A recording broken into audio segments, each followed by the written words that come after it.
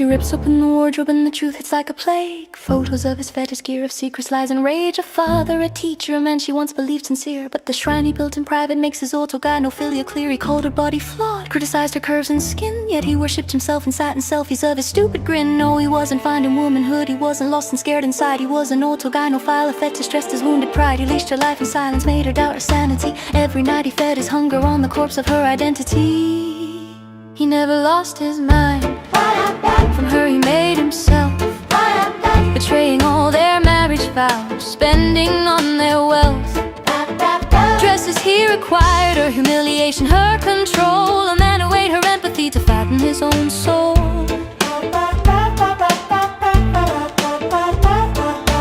Weaponized compassion, turned her loyalty to chains. Called it love while staging rituals in addresses with a shame. He preached purity to children while he wallowed in deceit. A hypocrite in stiletto standing on her broken feet. He mimicked her movement slowly like a predator rehearsing prey. Now admiration, consumption, a desire to take her place away. He didn't crave her softness, he envied what she bore. He wanted womanhood as costume, but only so he could want it more. And she realizes, trembling as her stomach turns to ice, there was never dysphoria, just a man who fed on vice. He doesn't want redemption, he wants applause for every lie. He wants pity for the carnage he crafted while she'd cry. But she sees the truth uncovered, sees the hunger he disguised. An autogynophile tyrant who devoured what he idolized.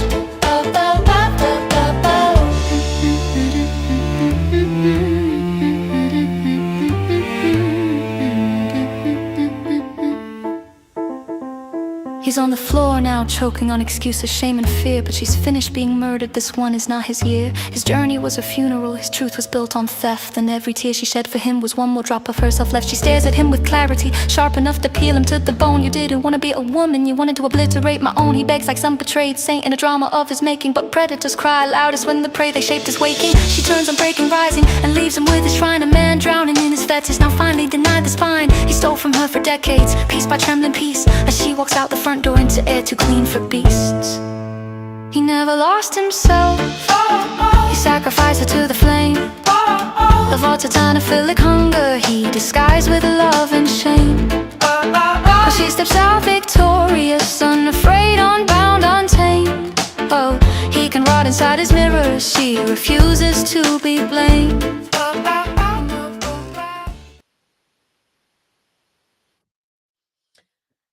Well, good afternoon. How the devil are you? I thought we'd talk about the BMA. It's very exciting. They're doing this trial of how much can we just shit on women before they notice. Now, there was a petition going around. I shared it a couple of times about sexual assault in the NHS, and I'm just wondering, is the BMA actively hoping for some sexual assault? I think they are, and let me show you how, because it's wonderful. And I'm just going to explore some of the issues I have with it. Oh yeah, it's a new one. Do you like it? Let me just show you. It's only 30 quid. So you can either have it with gold or diamantes. Let me just maybe I'll put that to the side.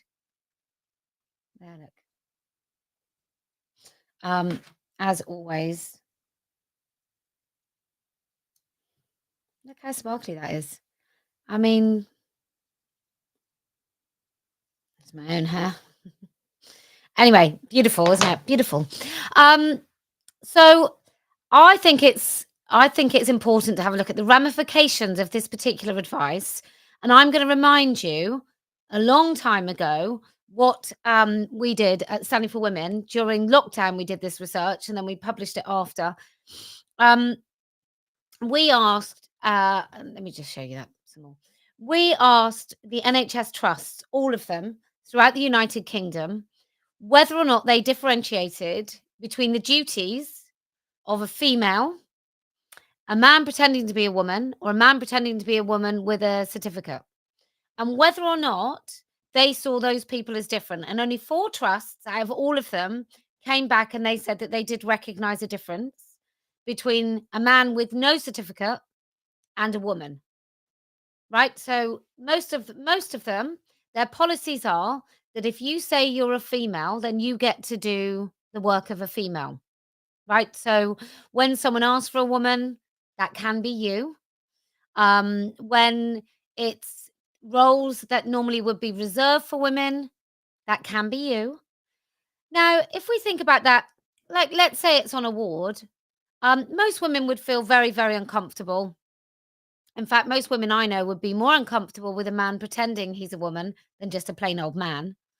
Um, but let's say it's, I don't know, in a blood bank, and there's a mixed sex, right? Maybe it's not as big a deal. I mean, for me, it is. I don't think I would like any of them working in the NHS, but that's just me. I like a bit of discrimination. But let's say that we get to a situation where there's a breast screening service and they're all men in dresses, right? Or there's and what we do know about these men is they're often very manipulative and coercive. So they will find ways of ensuring that they're in positions where people can't say no to them.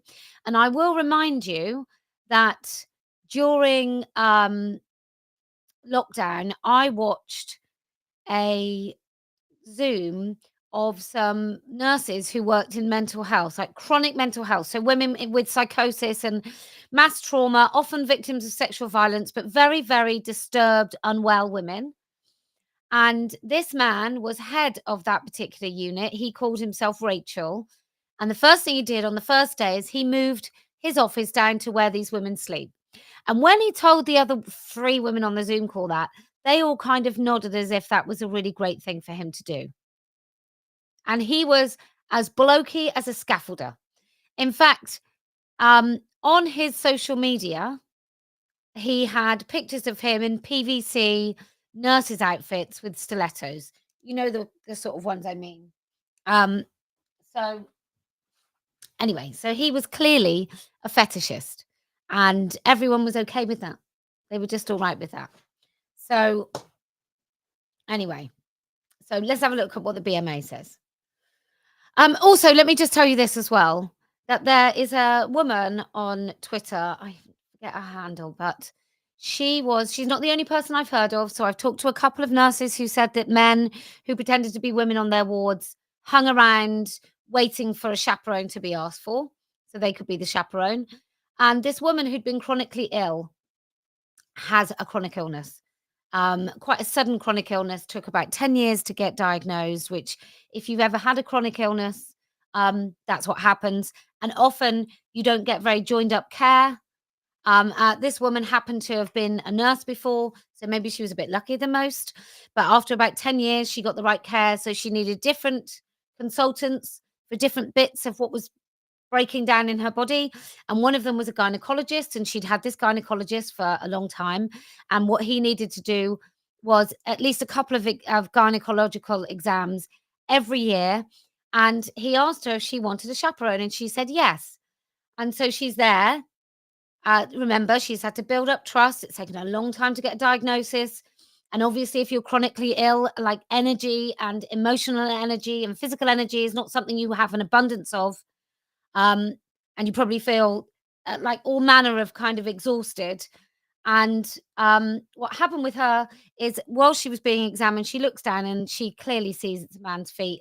And so she ends up in a room being violated by not only her consultant, who then she loses trust in because he's got a man in the room and he's not stopping that man from also being there while she is in a very vulnerable state.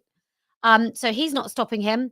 Everybody's lying to her. She now knows that the two men in the room are lying. She knows that that other man is in there with the express purpose of making her uncomfortable. And you can argue that until you're blue in the face, and I think you're demented if you do. We all know that that is part of what they enjoy. Otherwise, he wouldn't fucking be in there, would he? So we know that.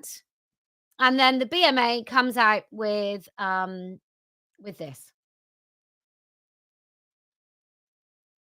So this is the BMA's position on the rights of transgender and non-binary people in healthcare settings. Even reading that makes me think that this is written by a bunch of dishonest wankers. So this is Thursday, the 12th of February 2026. So this is post Sandy Peggy.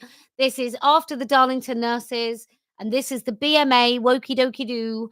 This is their response to that, which is basically a middle finger to all nurses that have ever thought that they're entitled to single sex spaces in hospitals. But even more than that, because it's terrible. It's terrible for those nurses. Of course, it is. Really devastating, devastating. But there are patients, including mentally unwell patients and really, really frail patients who cannot object, who feel like they're totally disempowered by the NHS because the NHS, let's face it, makes you feel fucking grateful for them even bothering to come and take your temperature, right? That's how I feel about the NHS right now. Maybe I didn't used to, but now I do. That many of the staff working in the NHS think you're very, very lucky. They kind of almost feel like they're giving money out of their own pockets, as opposed to the fact that we've all paid in to pay their wages.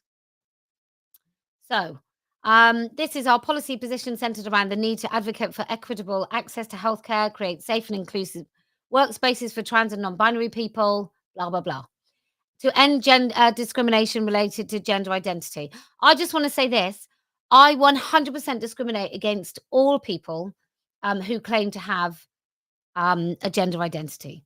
So I'm probably not fit to work in the NHS, but I definitely discriminate. If you pretend to be something that you're not, then I instantly don't trust you and think you're full of shit. So the BMA is committed to eliminating the disparities and injustices faced by trans and non-binary individuals in healthcare. I think that means that they want men to be able to wank themselves stupid in female-only wards.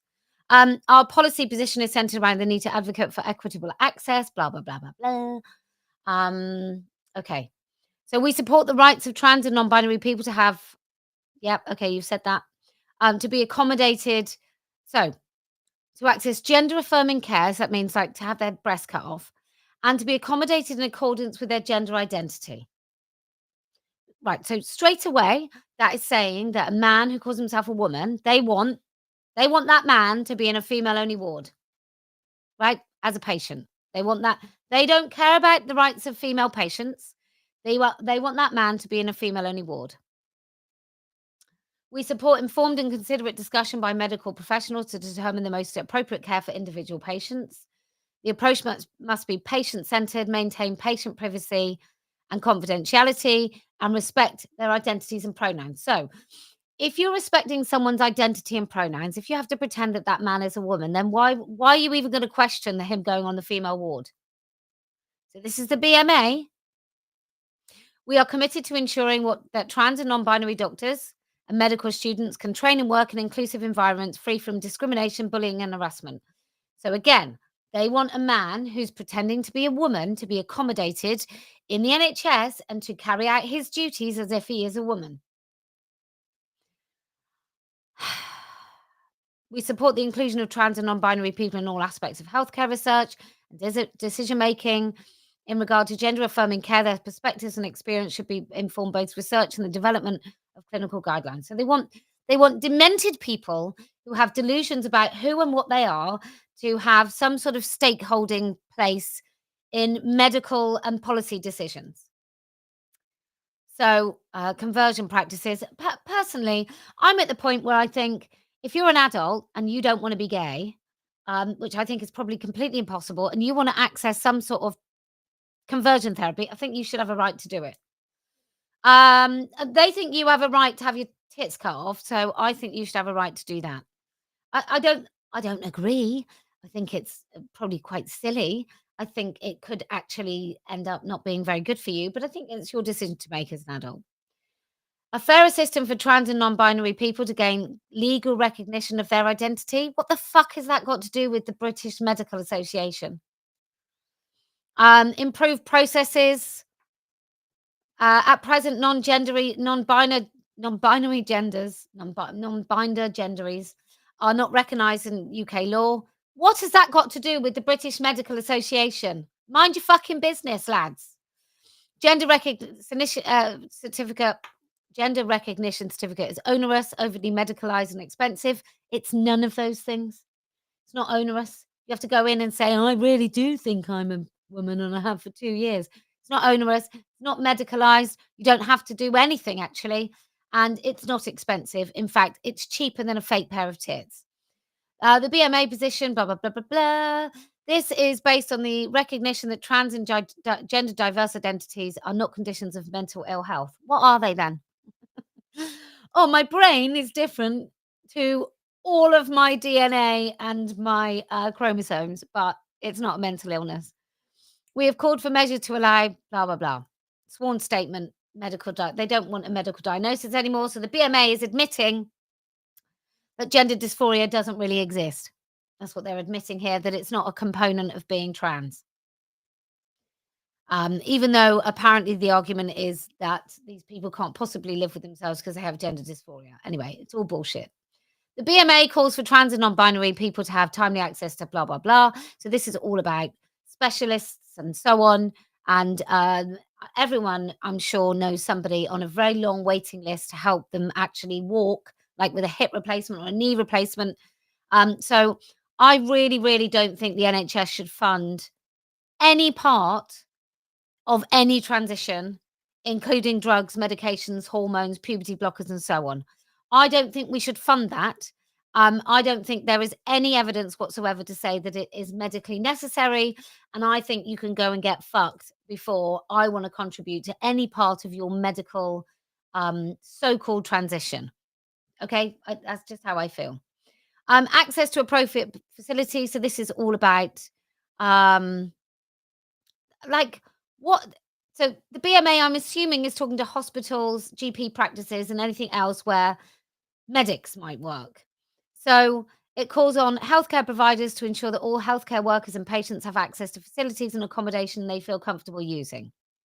Again, that means does are we talking about women? Because do I have access to a female only ward that doesn't have a man in it? Do I? Because that would make me comfortable. Um, it's essential for fostering an inclusive environment, respectful environment for everyone. Is it? Because I don't think that's what you mean, actually, BMA. Employers should ensure that trans and non binary staff members, blah, blah, blah. This is all about identity. Again, this is about men being allowed in women's spaces.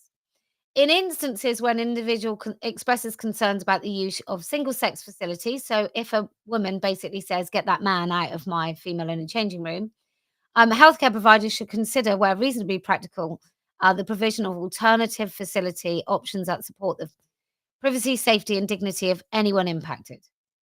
I wish they'd say what they're actually talking about. Providers should clearly communicate where individuals can find appropriate facilities, toilets, and changing facilities. Okay, so this could work. Like, if I'm being generous, this could be them saying, make sure that men in dresses are told to use the facilities that are sort of access for everybody, i.e., disabled single occupancy toilets and changing rooms. Improved education and training, so they want more training about bullshit. They want more resources. This includes fully funded training pathways for doctors who want to become gender specialists. So this is more money because the NHS is they're gonna do this puberty blocker thing, and it's all gonna be given the green light. And so then they're gonna need to work out how to create vaginal cavities out of penises about 2 inches long. So that's all about that. This is again, they want to enforce the rights of the Gender Recognition Act. So that is the right for people to deceive you.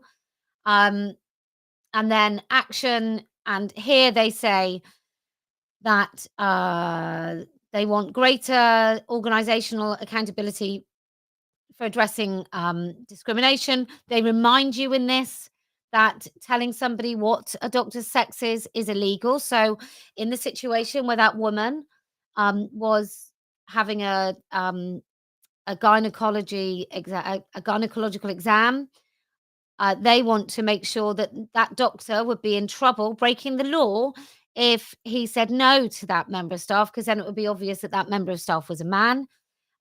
Likewise, would you be able to say to a member of staff that they're no longer allowed to use a facility? Because one of the arguments that they've said is that if they aren't allowed to use that facility, then everyone will know that they're a man if they have to use a single sex, single occupancy toilet and changing room. And then this is about recording those people. So it does say something about patients. Let me see. Here we go.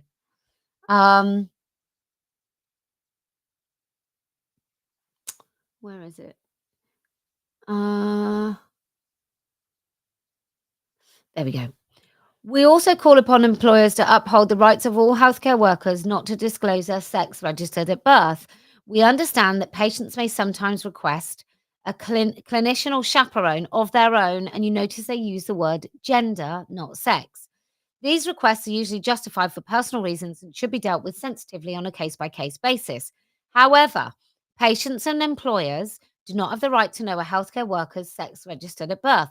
So, nobody asks for a same gender, fucking anything ever. They ask for the same sex. So that means that the BMA is okay with you saying, I want a female, and them interpreting that as gender, and then them saying, well, we will send a nice bloke in a dress, and you're not allowed to know whether or not that woman is actually a man. So it's totally nuts. I've been looking at why it's nuts, and let me break it down for you, aside from my sort of anger and common sense. So these are sort of things that I think it should be a sexual offence. That if you're having a gynecological exam and you give permission for another female member of staff and you've expressly said female, I think actually the medical establishment should be guilty of sexual assault if the other person looking at your vagina and being in a room where you're in a state of undress is male, because that isn't what you've asked for or given permission for. And I'd really like there to be some sort of crime. And if anyone feels strong enough that they would like to explore some legal recourse for what happened to them when they were given a male chaperone when they asked for a female, then I think it's worth talking to a lawyer. I think it's about time we started really making a big fat fuss. And I don't really want a judicial review. I'd like to sue the NHS because I think there are a few things that I think they could be guilty of. So what do we know? Well, we know sex is a protected characteristic. Same-sex services are lawful. It allows exclusion when proportionate. So if you ask for same-sex care, they can say, no, we can't accommodate that. But if they say yes, and then they don't accommodate that, I just, don't we have some sort of something with the NHS where we could talk about losing trust in the NHS, which is part of the NHS's remit is to build public trust? Well, can you have public trust in an organization that when you ask for female only care and they say that's what you got, that you don't have it? Or when you say that you want female only accommodation and they say that's what you've got and you don't have it, why can't we sue? Why can't we sue that organization and everybody involved in that? Because it feels like we should be able to do that. Obviously, you have more rights as an employee than you do as a patient. And even if you want to complain as a patient, the process is long, arduous, and it's kind of a bit of a lessons learned. Well, I'd like some money, thanks.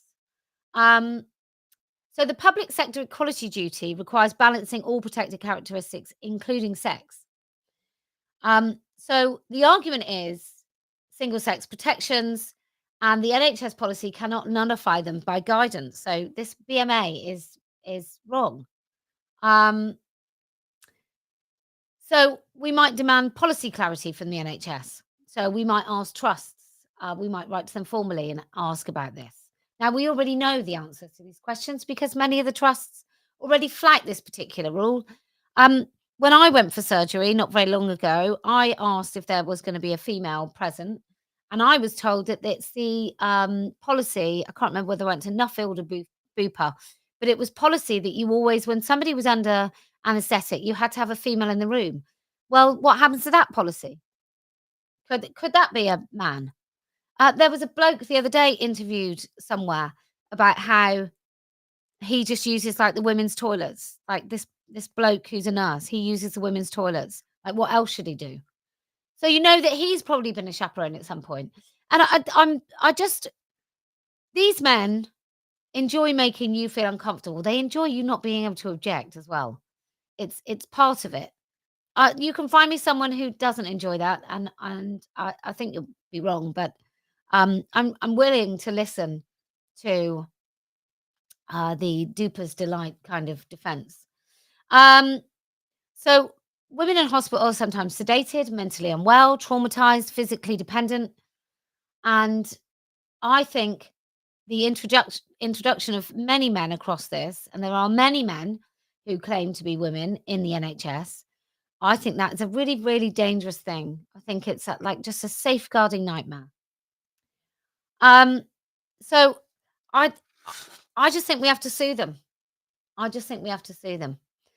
It's completely mad.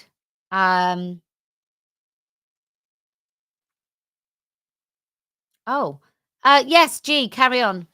You can fill out a contact form on letwomenspeak.org. If you scroll right down to the bottom, there's a contact form, and I'm the only one that sees it unless I send it to someone, which I won't. And if you're prepared, then maybe it's something we could talk about. If yours is a story about this specific issue or whatever it is, I'd be interested to hear from you. But I do think we're going to have to do something about, like, something quite serious about the NHS, because it's huge and it's demented. Like, why can't I know whether or not the person that's going to examine me is male or female? How is that ever all right? Totally crazy. Anyway, if you can speak up, maybe. Oh, I'll tell you what we can do before I do anything else. I want you, every time, I keep saying this, and I don't expect anyone's doing it, but I'm going to tell you again. If you see a man dressed as a woman working in the NHS, you must complain, if it's a nurse, to the Nursing and Midwifery Council, and if it's a man, to the GMC, a doctor, to the GMC. Because until you do that and say that it's made you lose trust in the NHS, until you do that, nothing is going to change. Until we get someone who was a patient to sue them, nothing is going to change. Thank you so much, Band. Always so fantastic.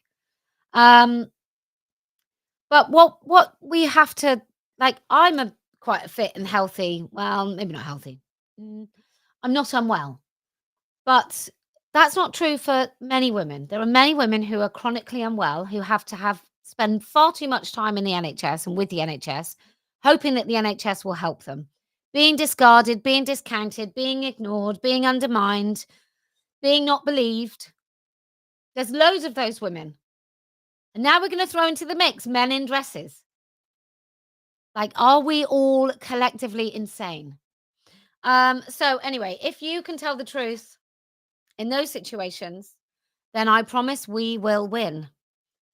If you can put your big girl pants on and maybe start objecting to all this sort of stuff, that goes for Pride lanyards as well, by the way, then I promise we will win. And do you know why else we're going to win? Well, because I never lose. Feminist charlatan, more than I bargained then. I say I think women have cocks and that men look good in frocks, but I'll sell my arse on OnlyFans and claim that it's a feminist friend. But I've sold out to any who pay. That's the modern feminist charlatan's way. I'm a feminist where men go first. worst. You see that I am the worst.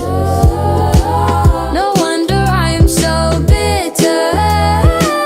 My feminism made life shitter. I wanted to sell out every girl for the magic of a man in her space. I wanted to make every last woman feel that I'm just a fucking disgrace.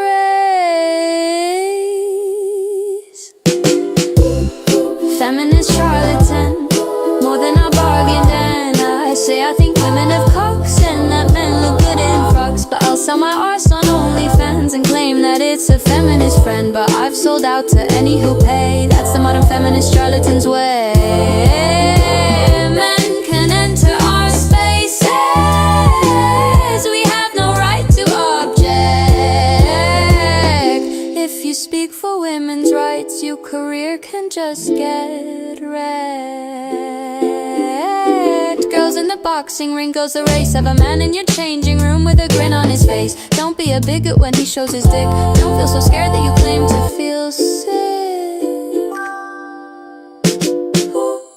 Feminist charlatan, more than I bargained. And I say I think women have cocks and that men look good in frocks. But I'll sell my arse on OnlyFans and claim that it's a feminist friend. But I've sold out to any who pay. That's the modern feminist charlatan's way.